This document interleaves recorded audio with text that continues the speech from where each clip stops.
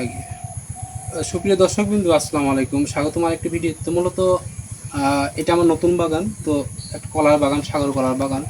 তো আপনাদের আজ দেখাবো যে যে কলার যে আমরা এটাকে থুর বলি, তো আপনাদের এলাকাতে কী বলে জানি না। এই থুরটা এটা কখন কাটবেন এবং কখন কাটলে আপনার কলারও কোনো ক্ষতি হবে না, বরঞ্চ গাছেরও কোনো ক্ষতি হবে না।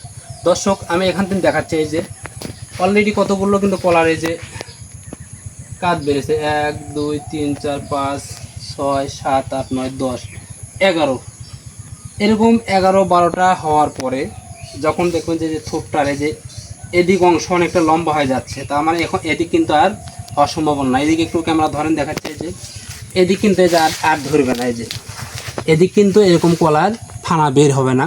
তো আপনারা চাইবেন যে যখন এরকম একটা সময় চলে আসবে যে এখন অনেক ফাঁকা হচ্ছে আর এরকম কলা বের হচ্ছে না, তখন চাইবেন যে এইখানে কেটে দিতে। এই যে এই যে এই আমি কিন্তু কেটে দিলাম, তার মানে এখন কিন্তু এই যে কলার যে কাঠটা রয়েছে এটা কিন্তু অনেক বড় পরিপূর্ণ হয়েছে। তো আপনারা চাইবেন যে এইভাবে কেটে দেওয়ার পরে আরও একটু ভালো হয় যে কাজটা করলে।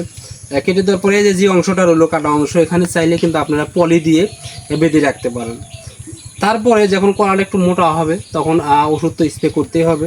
আরও ভালো হয় যদি আপনারা একটা বড় পলি দিয়ে পুরোটা বেঁধে দেন, তাহলে কিন্তু এই যে মাছি যে এই কলাগুলো তো ফুটো করে বা কালো হয়, এটার সম্ভাবনা কিন্তু কম হয়ে যায়।